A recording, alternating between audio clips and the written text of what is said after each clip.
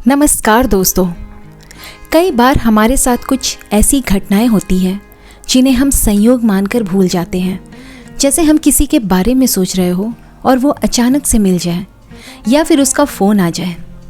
कभी कभी बिना कहे कोई हमारे मन की बात कह देता है। ये सब मात्र संयोग नहीं होता, इसके पीछे साइंस है जिसे टेलीपैथी कहा जाता है। बिना किसी साधन के अपने मन की बात दूसरे के मन तक पहुंचाना ही टेलीपैथी है। सरल शब्दों में कहा जाए तो बिना किसी उपकरण के दूर बैठे किसी व्यक्ति तक अपनी बात पहुंचा देना ही टेलीपैथी है। कहा जाता है कि इस टेलीपैथी के माध्यम से आप किसी के मन की बात जान भी सकते हैं और साथ ही अपने मन की बात भी उन तक पहुंचा सकते हैं। इसे दूर श्रवण, दूर दृष्टि या फिर दूर संवाद भी कहा जा सकता है, क्योंकि इसमें दूर के लोगों को ही संदेश भेजने की बात की जाती है। जब दो लोगों के बीच एक अच्छी अंडरस्टैंडिंग होती है तब वो दोनों एक दूसरे की मन की बात जानने में सक्षम होते हैं। वो दो लोग कोई भी हो सकते हैं। दोस्तों, ये टेलीपैथी उन्हीं लोगों पर काम करती है जो एक दूसरे के बहुत करीब होते हैं और भावनात्मक तौर पर एक दूसरे से जुड़े होते हैं, यानी इमोशनली अटैच्ड होते हैं। इस वीडियो में हम आपको टेलीपैथी के बारे में विस्तार से जानकारी देने वाले हैं और साथ ही लॉ ऑफ अट्रैक्शन के साथ टेलीपैथी का क्या संबंध है ये भी बताएंगे।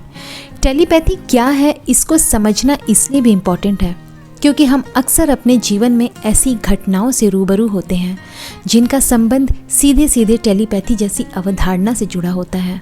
टेलीपैथी का मतलब सिर्फ अपने विचारों को दूसरों तक पहुंचाना ही नहीं, बल्कि दूसरों के विचारों को ग्रहण करना भी है। अब यह संभव कैसे होता है? कैसे बिना किसी साधन के विचारों का आदान प्रदान होता है? इन सब का जवाब है हमारे अवचेतन मन के पास, यानी सबकॉन्शियस माइंड के पास। सनातन धर्म में पहले ऋषि मुनि बिना किसी साधन के एक दूसरे से बात कर लिया करते थे। इसे दिव्य शक्ति कहा जाता था। ये दिव्य शक्ति हमारे अवचेतन मन की ही शक्ति है। ये शक्ति आज भी हमारे पास है, परंतु हम अपने जीवन में इतने व्यस्त हो गए हैं कि हमें इन शक्तियों का अंदाज़ा ही नहीं है।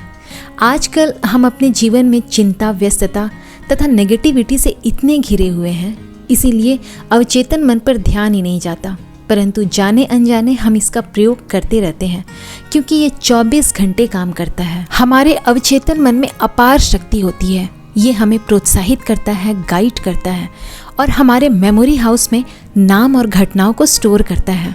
हमारे शरीर की सारी गतिविधियों को नियंत्रित करता है। अवचेतन मन के पास हमारे प्रत्येक समस्याओं का समाधान होता है। ये विचारों को भेजता है और बदले में विचार ग्रहण करता है। टेलीपैथी में हम अपने विचारों का आदान प्रदान करते हैं और ये अपनी शक्तियों से हमारे विचारों को कल्पना से वास्तविकता में बदलता है। ये इतना शक्तिशाली होता है कि हम अपने अवचेतन मन में कोई कल्पना डाल दें तो ये इसे वास्तविकता में बदल देता है, क्योंकि हमारे अवचेतन मन को कल्पना और वास्तविकता में अंतर करना नहीं आता है। टेलीपैथी में हम अपने अवचेतन मन द्वारा विचार सुनते हैं और दूसरों से कहते हैं। अवचेतन मन की शक्ति से हम अपनी बात भगवान या ब्रह्मांड से भी कह सकते हैं। अवचेतन मन किसी विचार को नकारात्मक नहीं मानता, ये सभी विचारों को स्वीकार करता है। मनुष्य बहुत ही संवेदनशील प्राणी है और उसे हरदम किसी न किसी के साथ की ज़रूरत होती है। यही वजह है कि हम अक्सर अकेले रहने पर उदास हो जाते हैं। यदि हम अपने मस्तिष्क पर काबू पा लें तो हम दुनिया के किसी भी चीज़ को जीत सकते हैं। इसे एक मशहूर लाइन से भी समझ सकते हैं कि मन के हारे हार है, मन के जीते जीत। मतलब सारे विचार हमारे मन की ही उपज है। मन अगर कंट्रोल में है तो हमारा पूरा जीवन नियंत्रित रखने में मदद मिलेगी। जब हम अपने सबकॉन्शियस माइंड में कोई विचार डालते हैं तो हमारे ब्रेन से कुछ वाइब्रेशन निकलती है और ये वाइब्रेशन इतनी शक्तिशाली होती है कि अगर हमारा किसी व्यक्ति से भावनात्मक जुड़ाव या इमोशनल कनेक्शन बहुत अच्छा है तो हम अपना संदेश उन तक बिना किसी उपकरण के पहुंचा सकते हैं। इसे अशरीरी संदेश भेजना भी कहा जाता है क्योंकि इसमें आप भावनात्मक जुड़ाव के कारण किसी से भी संपर्क कर सकते हैं, बशर्ते सामने वाले व्यक्ति का भी जुड़ाव आपसे उतना ही होना चाहिए। ऐसा नहीं है कि टेलीपैथी जैसी चीज़ को देखने और समझने के लिए इसका कुछ अलग से अभ्यास करने की ज़रूरत है, बल्कि कई बार आपने खुद भी महसूस किया होगा कि आप किसी को याद करते हैं और कुछ ही समय में वो व्यक्ति आपके सामने होता है, या फिर उसकी किसी तरह की सूचना आपको किसी अन्य माध्यम से मिल जाती है, या ये भी हो सकता है कि वो आपको कहीं बाजार या मॉल में मिल जाए। इसी के साथ कई बार आपने ये भी देखा होगा कि जब कोई छोटा बच्चा रोता है या तकलीफ में होता है तो उस बच्चे की माँ को अपने आप ही पता चल जाता है। इसे भी टेलीपैथी उदाहरण के रूप में समझ सकते हैं। अब हम ये जानते हैं कि आकर्षण के नियम के साथ टेलीपैथी का क्या संबंध है। आकर्षण के नियम के अनुसार जब हम किसी चीज़ की पॉजिटिव साइड को सोचते हैं तो हमारे जीवन में उसके सकारात्मक परिणाम देखने को मिलते हैं।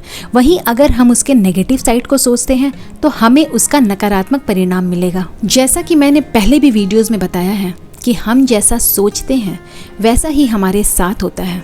अगर हम पॉजिटिव और अच्छी बातें सोचेंगे तो हमारे साथ भी पॉजिटिव ही घटित होगा, वहीं हम नेगेटिव सोचेंगे तो हमारे साथ नेगेटिव घटित होगा। इसीलिए अक्सर कहा जाता है कि हमें हर स्थिति में खुद को पॉजिटिव रखना चाहिए, क्योंकि हमारे सोच का हमारे जीवन पर बहुत प्रभाव पड़ता है।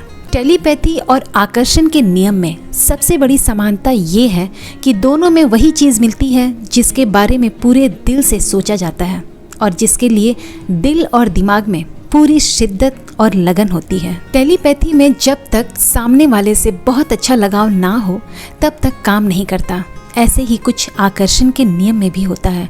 जब तक अपने पसंद के चीज़ को पूरे दिल और मेहनत से ना चाहा जाए और साथ ही इस शक्ति पर अच्छे से विश्वास ना किया जाए तब तक वो काम नहीं करती। दोस्तों, टेलीपैथी में भी आकर्षण का नियम प्रयुक्त होता है। यदि आप किसी व्यक्ति के लिए अच्छे विचार रखते हैं तो वो व्यक्ति भी आपके लिए अच्छा सोचेगा, उसका व्यवहार आपके प्रति अच्छा होगा, यानी कि आप अपने अच्छे विचारों से अच्छा आकर्षित करेंगे। इसके विपरीत यदि आपके विचार नकारात्मक हैं तो आप नकारात्मकता को आकर्षित करेंगे। यानी टेलीपैथी आकर्षण के नियम पर आधारित होता है। विचारों का आदान प्रदान आकर्षण के नियम के अनुसार होता है। हमारा अवचेतन मन भी आकर्षण के नियम पर ही कार्य करता है। टेलीपैथी के पीछे का विज्ञान के अनुसार हमारा विचार एक तरंग की तरह होता है। हमारा दिमाग ट्रांसमीटर और रिसीवर की तरह काम करता है। हमारे मन में कोई ख्याल आता है तो एक तरंग के रूप में एक निश्चित आवृत्ति पर ब्रह्मांड में भेजा जाता है, फिर हम उसी आवृत्ति की तरंग को आकर्षित करते हैं। टेलीपैथी से सिर्फ हम मनुष्य से ही नहीं बल्कि अपने ब्रह्मांड या भगवान से भी बात कर सकते हैं, अपनी कोई भी इच्छा पूरी कर सकते हैं, परंतु इसके लिए आपका विश्वास होना बहुत ज़रूरी है। आपका विश्वास जितना सकारात्मक होगा आपका दिमाग उतनी ही शक्तिशाली तरंग उत्पन्न करेगा। ये हमारे विचारों की शक्ति है कि कभी कभी कोई व्यक्ति जिससे हम वर्षों से ना मिले हो और उसे याद करें और वो हमारे सामने आ जाता है। टेलीपैथी और माइंड रीडिंग दो प्रकार से की जाती है, कॉन्टैक्ट माइंड रीडिंग और दूसरा telepathic mind reading. Contact mind reading में व्यक्ति आपके पास होता है, परंतु टेलीपैथिक माइंड रीडिंग में व्यक्ति की वाइब्रेशन से माइंड रीडिंग की जाती है। आप जैसा सोचते हैं आप वैसी ही वाइब्रेशन उत्पन्न करते हैं और वो वाइब्रेशन दूसरा सबकॉन्शियस माइंड जो रिसीवर की तरह काम करता है उसे ग्रहण करता है और इस तरह टेलीपैथिक माइंड रीडिंग की जाती है। कॉन्टैक्ट माइंड रीडिंग को मसल माइंड रीडिंग भी कहते हैं। इस माइंड रीडिंग में इंसान की सोच की वजह से हमारी मसल में हो रही हलचल को समझा जाता है। ये बहुत आसान तो नहीं होता, लेकिन लगातार अभ्यास से इसे संभव बनाया जा सकता है।